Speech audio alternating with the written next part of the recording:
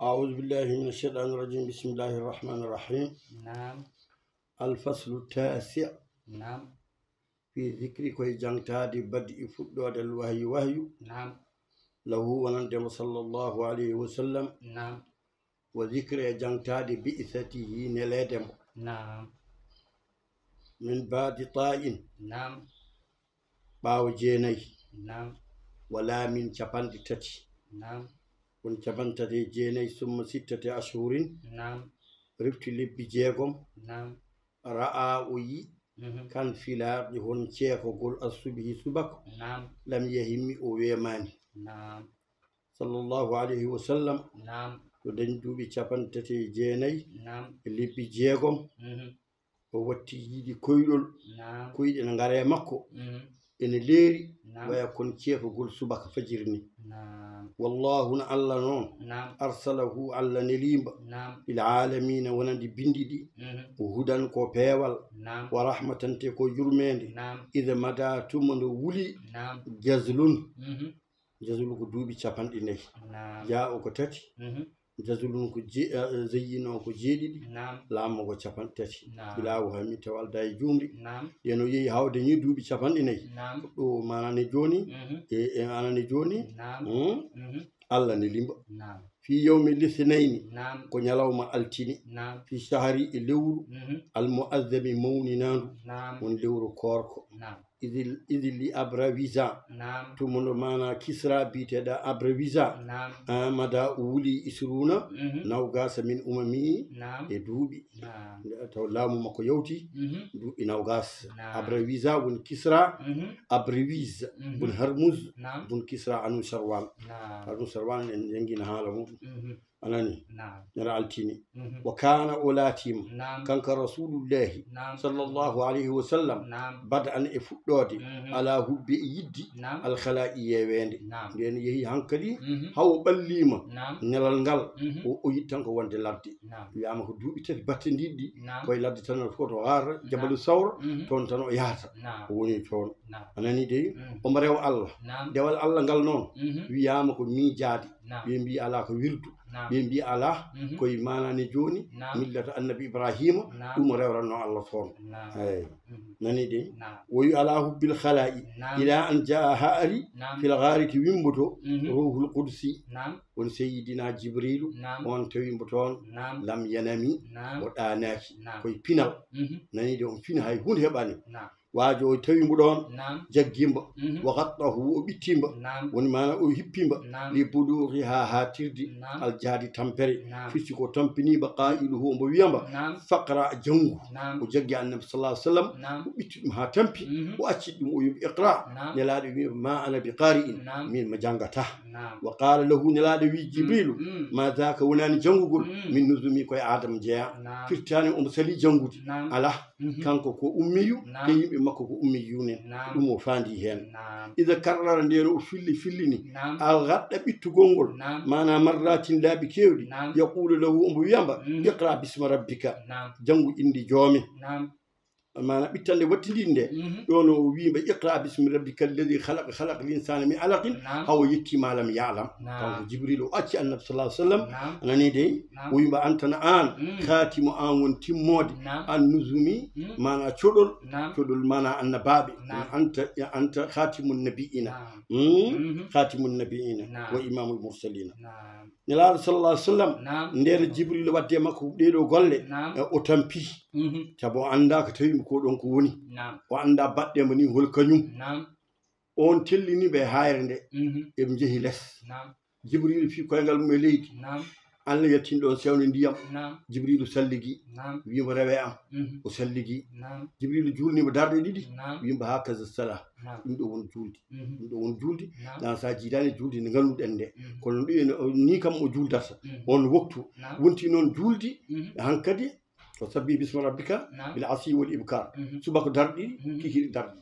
ɗum hanka ɗum woni luwa o ha ande yeehi isra ande Allah wi yo julno juldaratni joni walla juldeten ni joni o wi aba o rutti kanko nela sallallahu alaihi wasallam nden jibril jangginimo janginannomo ko hollimo salligna wayata hollimo julde wayata aba o rutti murtaidan on woni ɗenƴiɗa on woni kulɗo mimma yara saabu ko yi fazi an on woni kulɗo waga ilan o wi zammiluni tuɗɗe kam tarfa uɓam toon humami mettama e sunam o ette debbo o wi debbo o yo ƴettu mbajje faye dow makko walla yo worko hippe dow makko kam anani dey saabu ɗo woni ɗo ko tampuɗo khadijatun o wi min noon khadija wimo ko kewi o wi min kay mi anda ko heewni min mi anda ko kewni ɗum kay wonno ɓe paayino gila adana wonde yahudiyankoɓe nen pewjanamba wileɓe nen pewjanamba hankkadi ɓerde nde fayi o anda garɗo toon e haara o waɗimo ko holko waɗi ɗum wadde noon ɗo suku debbo o wima lam yukhzika Allah an kay yo ɓerde ma deeƴ khadija sakkanata o deeƴni bil qalbi e ɓerde annabi qa'ila tan woni biiɗa lam yukhzika Allah Allah hersintama fi darayni galleji ɗiɗi wona aduna wona lakara la takkimi woto sun an kay yo ɓerde ma deeƴa Allah accirtama noon anani dey holko waɗi ɗum la yukhzika Allah abadan o wima abshir kanko khadija o wi nelaɗo abshir welto an kay Allah hoynatama te Allah hersintama saabu innaka la tasilu rahim ka jokkowo en ɗam anani dey wa tasdukul hadith te ka kaalo gongo wona ɗum tan tamilul kalla caɗel si ngari ala rondo ana wa taksibul ma'dum neɗɗo basɗo miskine sigi arema ala ñammina ɗo holtina nonne kay wo taqlid dayfa koɗo sigi arema aɗa hotto ɗum ɗum ɗo fof ko liggey maɗa wo ta'ino ala nawaibul haqqi caɗele ngari ɗum aɗa walla an kay Allah o hoynta mukko o gurdam debbo wimani kono noon nden yeehi ha ɓernde deeƴi tum debbo jagge jungo makko fayito Warqat ibn Nawfal Warqat ibn Nawfal on ko manani joni koye diine nasara wonno fil jahiliya omo windanno ko bawɗo bindol nata bindol weɓani anani de omo binda billugal abraniya won wiɓe ko billugal arabiya kono ɓuuri yaaji koye defte ɗe ko lugal manani joni abraniya ko heno windanno jaat li warqata debbo o are warqa wona debbo o tan o ardi annabi sallallahu alaihi wasallam tahki o ba yewta kanko khadija ma rawahu ko habrimo ko ma rawahu ko habri ɗum nelaɗo ko laha wonande debbo wa qala noon nden o addimo o wi heɗe ibnu akhi ko haalata ko o wi ibnu akhi ko kalta ko ko woni o haalnimo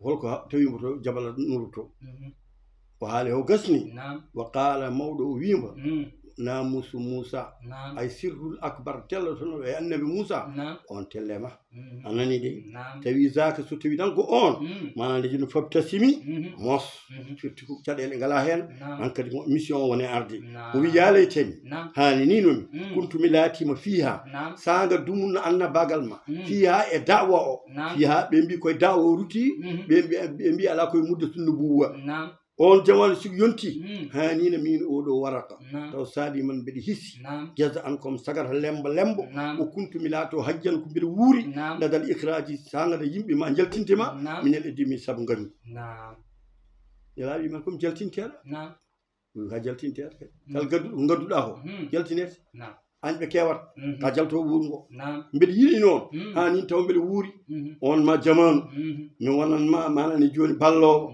mi sembinma woɗɗo keedimami eɓe certi ɗon ɓoyani mawɗo o maayi waraka mbinoɗo ɗen yiɗi wonde sagar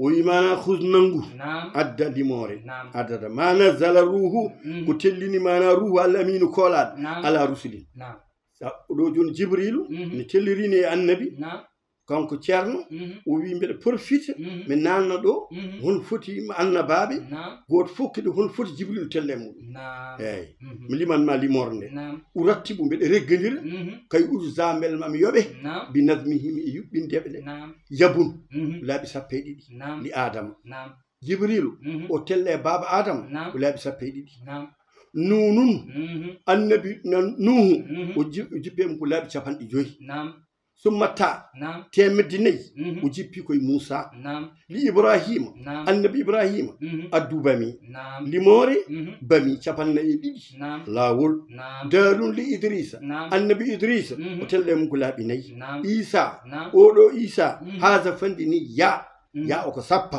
adadan limore walil habibi ene wodi ne gida Allah sallallahu alayhi wa sallam kadun alfan naw gas e nay ujunere lawul la tahimi woto yem sallallahu alayhi wa sallam la ilaha illallah fala tahimi woto yem e tan be wodindirde anani de walil habibi kadun alfan ne laado jippe mum ko laabi naw gas e nay ujunere lawul nani de joni noon nde nelaɗa are sankade wi jibrilu somi maayi bel ma tella caggalam ma zala serani yati ena ara lahu wonan demba jibrilu adda limore yaji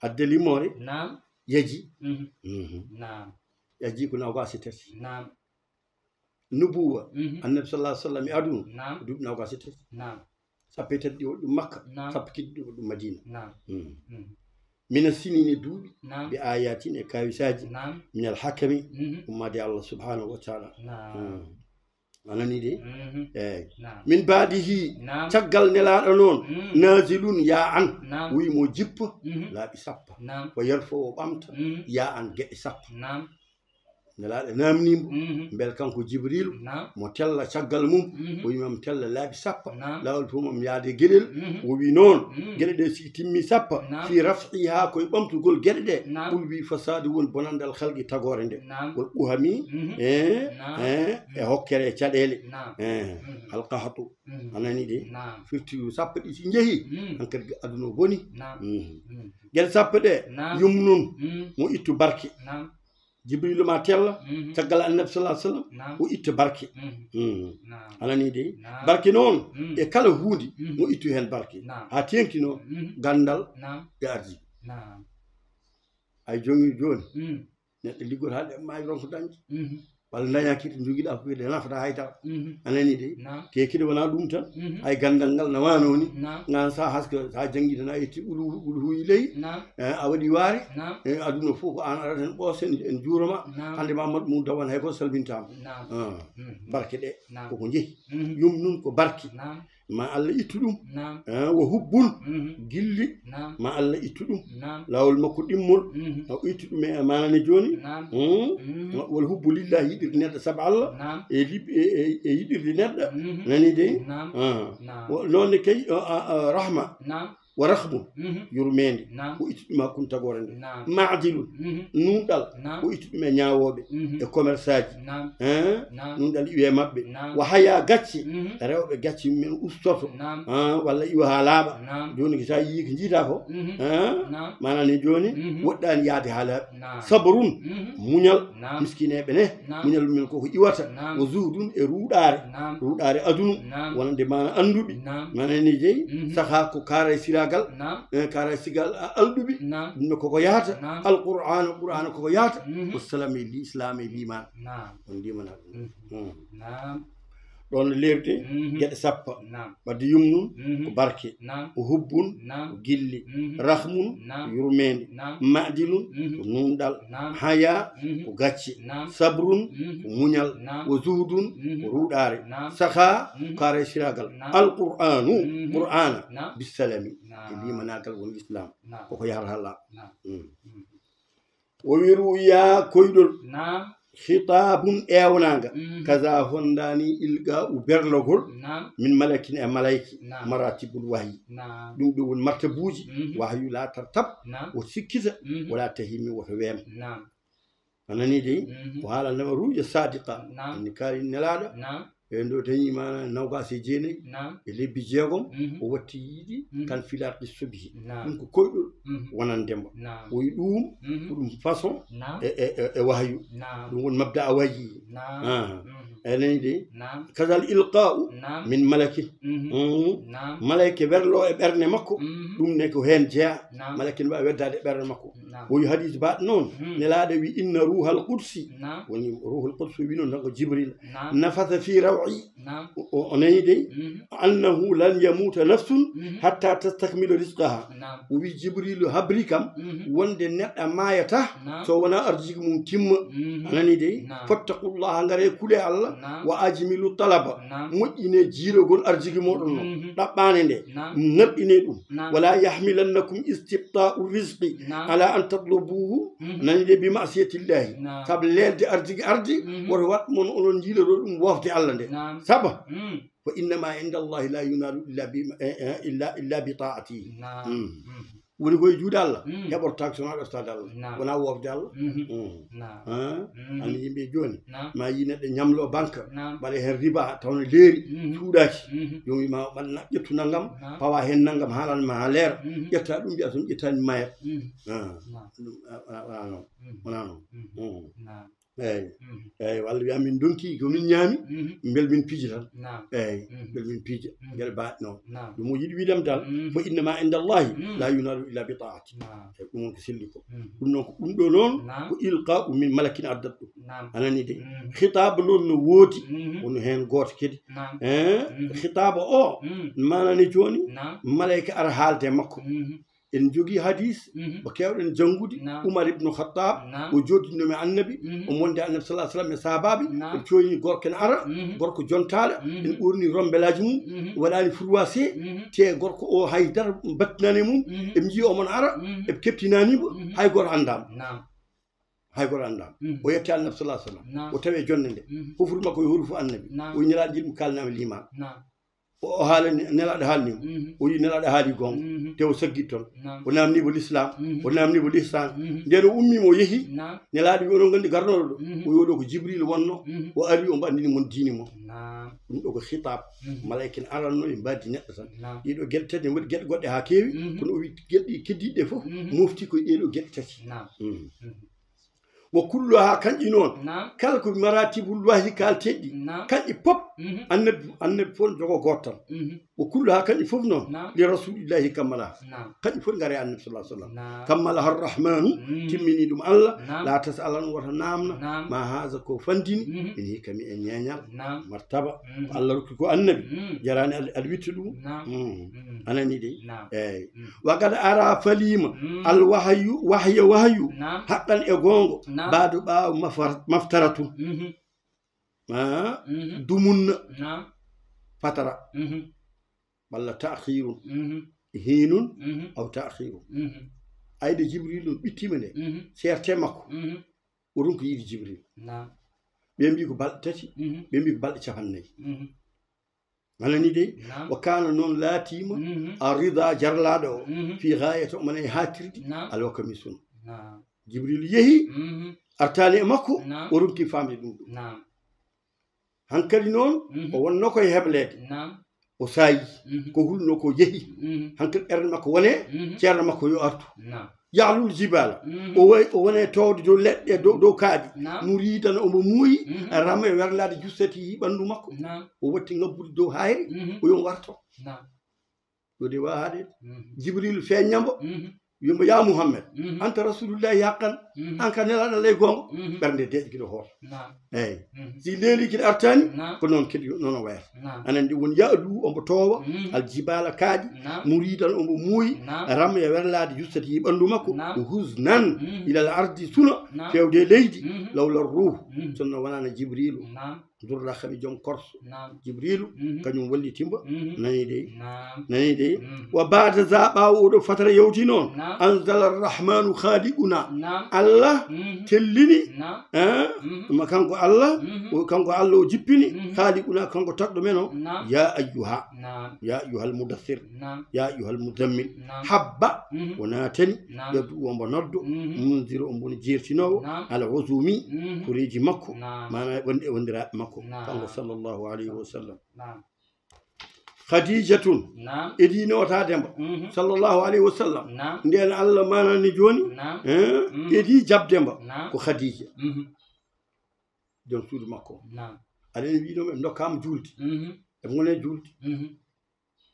aliyu naati aliyu ko cukalel ɗo are jungo annabi sallallahu alayhi wa sallam ko cukalel ɓe mbi ko duuɓi sappo ɓe mbi ko duuɓi joyyi o ari o yetti o tawi ɓe juula nden ɓe calmini o wi onon kam batton koko woni ɓe mbi min juulat ɗum ɗo woni diini naggam e naggam e naggam o yimɓe nodduma ke arnata hen o yimi watta hunde waynaki baba mi yahan wayno Abi Talib ɗum waɗi noon nelal ngal ko ñal altini ñan talata kanko o naati kanko Ali a faami de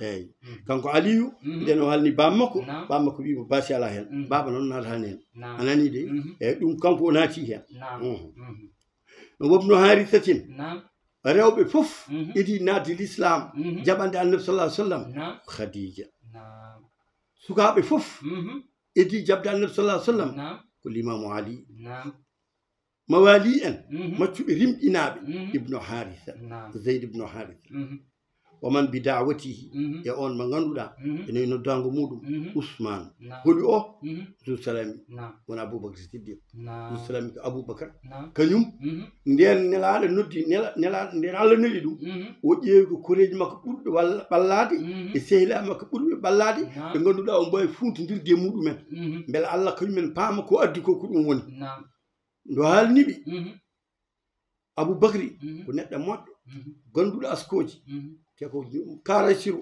joguiɗo jawdi on kañum nden o haalni on ne yeehi wone rendinde yimɓe on jokkodiri Seydina Ousmane o haalani Ousmane wi jaɓi o jokkodiri Abdourahmane ibnu Awf won summa ibnu Awf o jokkodiri Saad ibn Zayd o jokkodiri Zoubayru o jokkodiri Talha ka Ousmane fil islami wal imami ɓeeɗo fof mbay kono Ousmane ɓeeɗo fof jaɓi Allah e noddago Aboubacar Siddiq nden ɓe jaɓi Allah o rendiniɓe kam fof o soggiɓe noon wiɓe annabi sallallahu alaihi wasallam te ɓeeɗo fof o yonta ibnu Abdourahmane ibnu Awf Saad ibnu Zayd Zoubayru e Talha ɓeeɗo fof kanko nani ɗumen hen anani wa amirun biteɗo amir wa saidun e said ɓeeɗo ko hen jeeya amir woni Abou Ubayda bunil Jarrah oɗo woni aminu hadihi l umma ɗum ko grade makko wonno ko koolaɗo aminu hadihi l umma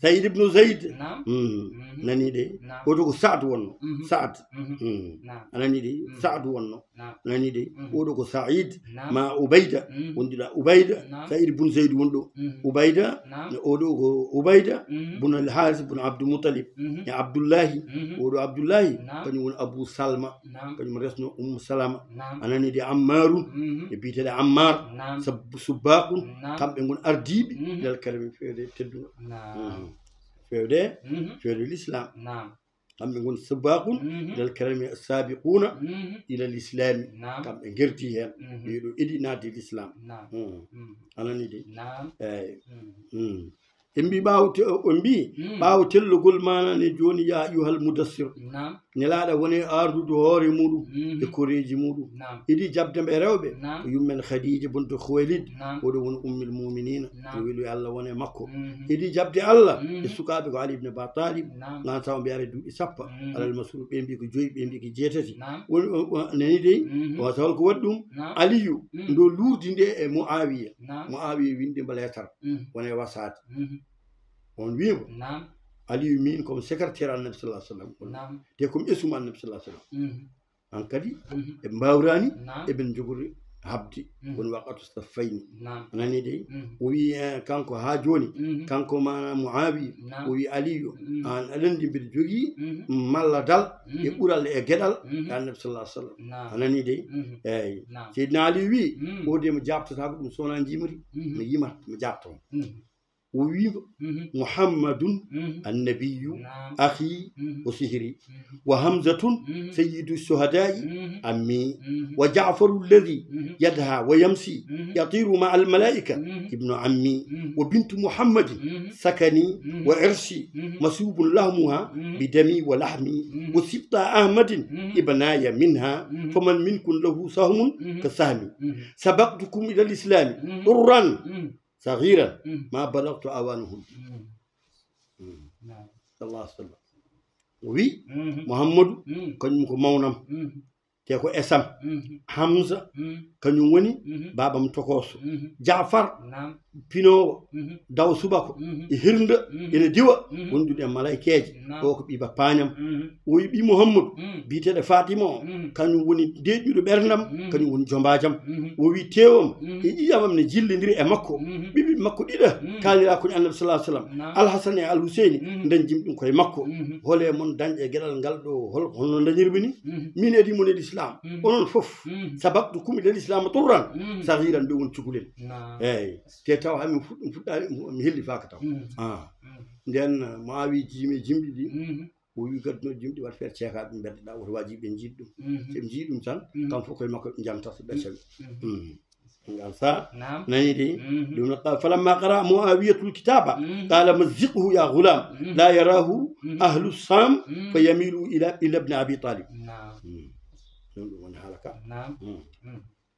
anani de o wi noon wa kana laatima da'watuhu noddugol makko kanko annabi sirran o suuɗalno ɗum salasa sinina duuɓi tati kala komo noddo suuɗal ya lahu yaka wodnima enda daril arqami al arqam ibn abil arqam on galle mum wonno ko nokku hayre ni wiye safa al khazimi ko kara sira woni ko ɗayyibu nafsi endal atay som rokko ko dokkal gonga o waɗata ko kara sira wonno o tudda al ana galle o joni o innirdak darul khayzuran non mbitamba o saabu wondiɓe makko ala wajalin eɓe jaare manani joni wajalin kulol lillahi allah rabbihim joomiɓe wajal noon ko sifre woni ɗon wa o ko jeegom jaaka tati woni jeenayyi laam o ko capantati woni capantati e jeenayyi wala yusalluna ƴewɓe juulata illa fi shi'abi darɗe ɗiɗi juuteɗe subaka ɗi darɗe ɗiɗi juuteɗe kikiɗɗi ɓe juulata ɗum koye buurti almum faraja baynal jabalayni woni shi'ab koye nder beddaji tan woɗɗe moggini eɓe juula ida masadda sigi satti usurun sattede wa yusrullahi ne woyi Allah fi amami ene ɓalli wa innahum no kamɓe haraju eɓe jalti min baadi kawnihim ɓawlatade ɓe ko zujulan zeyyino o ko jeeɗiɗi jiimo o tati woni sappa laamu o ko capantati enen woni capanɗe nayyi o kana laatima sihabu doccitini addine diini da darami ene huɓɓi wa bin nabi wa aslama al faruq jaɓi seydina Omar ibn Khattab sababul duwawu annabi summa bihi koye makko kanko faruq kana laati al khuruji jaltugol nde nahawi bangi al masjid al harami seydina Omar kanko ko neɗɗo cattuɗo hakkude makko e mana ne joni hakkude makko Hamza idi jabde Allah e makko eyi Hamza ko bañowo Hamza koye mbarude tan woni koye ladde tan woni o joni noon Abou Jahli aɗa wiɗum ɓe toujours suudu kaaba ndu kamɓe kinɗeɗe araɓeɓe ɓe kewi wadde ko joɗorɗe eɓe jooɗo hen anani de joni noon kanko nala sallah sallam o woni place makko deke Abou Jahli are makko nden are makko nani dey yetti woni yennudemo ala ko wiyanimo ƴettimo huɗimo joni noon Hamza nen ara nden ari deke no won korɗo namɗo hanaka nden o yettimo o hewani hodde galle makko sona o juuro wajiɓe foof o wango suudu kaaba ndu o hoota galle makko nde korɗo o wimo an de wonko jiimi o wi ko woni o wi kanko manani joni Mouhammadou oɗo ala fof ko Abou Jahli waɗani o haalniɓe gueɗe ɗe nden o haali kaɗo haala tan o fayi toon o tawi Abou Jahli jodde koreji muɗum lañal ngal joginol ngal o heeli hoore Abou Jahli fiiɗum eyyi wajiɓe jiiɗi lawade mbino jinggo o yaccema wonko mettima wonko mbaɗi Mouhammadou ɗum wona yeftade eyyi kanko ɗo jaɓgol makko Allah yalti ɗo jaaɓi Allah joni noon o yeehi balɗe tati ndewi hen Oumar ne ko neɗɗo cattuɗo koye nder ladde tan woni Oumar hawre e neɗɗo goto on wimo ay an kam no mbaɗa ni ala holɓe dow yimɓe tan te noon galle mon to hunde naati toon o wi ha o wi ban debbo desaɗo toon o wi on naati o wi ha tan dogo fayi toon joni noon nela salah sallam waɗanno yimɓe ɗiɗi fof si jaaɓi Allah o wadde ɗum e neɗɗo goɗɗo taw ko patron seeɗa woni jangguini ɗum taw kadi jomum wawa tenkude ɗon e anani de Habbab bunal arta on ko bayla seeɗa wonno kanko joguino kayit o eɓe janggolo ndege nani Oumar naara wi bon mbaɗi Oumar ari o sakki les kanko o moggini toon nden o naati o wi ɓe on no natirni e joguno kayit o ne mbay huldini kayit o filte juuɗe mabɓe e jejjitimo Umar aɗa jooɗi maɗa wiyono nenmi ko onon mbaɗa ko woɗɗi ɓe mbi minen kay haydara min mbaɗani o wiya mi nani wonde an a naati Mouhammadou ko addi ko o wi eyyi debbo wimi noon wiyama o fi debbo hoore mum heeli nden ƴiƴam ɗam woltima ɓernde nde enɗam ɗam arte makko suni hen no feewi o soyni kayit o ardnama kayit debbo wiya mematama kayit oɗo la yamassuhul mutahharun ana lotta ko janaba a ɓuftatako kayit ha mematama won wiɓe bada maktasala nden o lootima o totta kayit o o jiime kayit o nden o wi bisimillahi rrahmani rrahim tan ɓernde rikki o jangi ɓe mbi ko simore manani joni sabbaha lillahi nden o jangi toon on defte goɗɗe ne kaala en mbi o jangi ko taha ma anzalna alayka alqur'ana litasqa ala kulli halin nden o jangi ɗum ko kalɗo ari indi Allah ɓernde dillat nden o gasni waaji murgino ceerno janginanoɗo yalti les o wi abtir ya Umar welta min mi nani nelaɗen duwo mi yeeyi Allah Umar en ɓeeɗo ɗiɗo kala no ɓurɗa hen horsinde ya namdo ɗum l'islam Umar ibn Hisam e o woni Abou Diali e Umar ibn Khattab surtout an Allah ɓuri horsinde o wi dulluni ala Muhammad kolle kam Muhammad woni o ummi ɗon en wajiɓe ndewe makko omo fayti manane joni to galle Darul Arqam nden o yettima yimɓe mbi Umar ari Umar noon hay goto suusa ɗum nden o yettima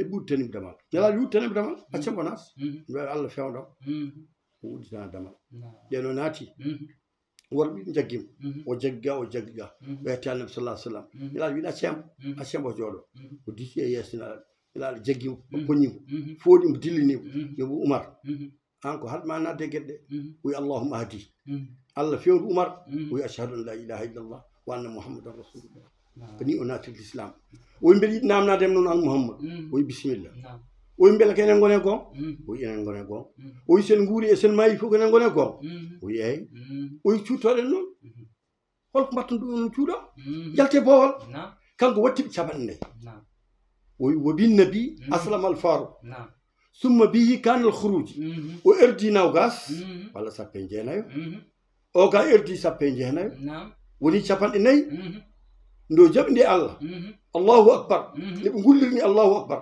makko fotini ɗum e mone wadde kadas e payi kaaba majal militaire ɓe pirat koye ɗum e leydi e payi suudu kaaba hankkadi yimɓe fof mbi bon mbaɗi oyi heegi yo Umar naati Hamza naati hankkadi dey gueɗɗe ngol koye ɓurdi men juuɗe eyyi ɗum woni noon o wi o bin nabi sababude annabi saabu duwaw annabi aslama woni ko jaɓi al farouq seydina farouq anani de eyyi summa bihi kadi kana al khuruj dinawil masjid al haram وزار جوريما ذل كوير وحزن اسنا يا اخي يا مسجلم يا تصغير اخي يا اخي قريشا فما يظنون بشكانا ان الامر فيه ذو وزن شكانو بيدتاك كون هوندé كون كوي بوتودé ان كاد يونتا بن ناتين جامرebe nen nata hunde won koy hulbinaade hankati hanani de o wi ka an bihi maratun ma mbiya nelaade way kon sellani holko waɗi ɗum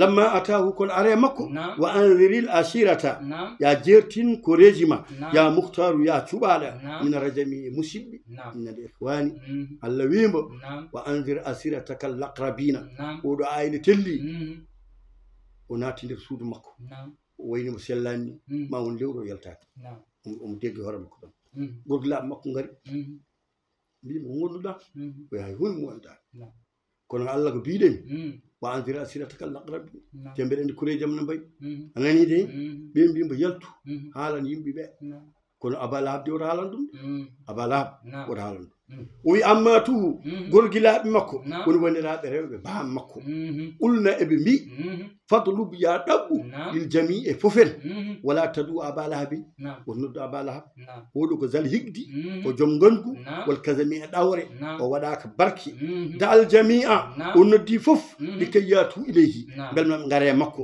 معني وندودي بي مكررنا وفلنا أنقذوا الأرواح غير ندي بيتالي مو ندل هدامي جنغول كلاول جنغول ندي مكررا ومن فل كونغول أنقذوا الأرواح منه طمي وين نورني نكورج مكو وهالا دبل كو أديكو أبو لهب تبا لك أدي هذا جماعتنا يقولون ندير دامن كولنا كو دني وي أما أبو لهب ستبيك أبو لهب نون تبا هل كاري أجاب وجابي لذا سبدوم دو تبت يدا أندي دو سيموري نزلت الله تلندوم ما زال أسيراني ذا سدمي كو جمسون لأنه دم تليمو ماكو وي بنبدي نايدي وي تبي الله تلين تبت يدا محمد سهل كو غون بيجوغي جود بيجوغي بسمو محمد دم غارنتي واسنا ديجنغول الله وي ما أغنى عنه ماله وما كسب